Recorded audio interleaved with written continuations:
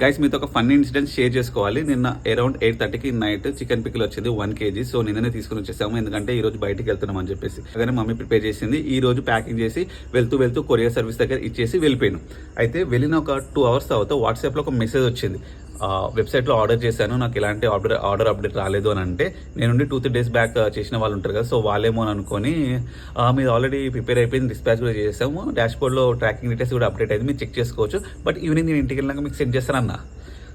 అప్పుడు అతను ఏమన్నారంటే, బ్రో నేను ఇప్పుడే ఆర్డర్ చేశాను, కస్టమర్ తనలే కానీ నేను ఏమనుకుంటున్నా అంటే, అరే నేను చేసిందే ఆర్డర్, ఇప్పుడు వీడేంద్రా అప్పుడు ఎప్పుడో ట్రాకింగ్ డీటెయిల్స్ పంపిన అంటుండు అని చెప్పేసి అని అనిపించింది నాకు.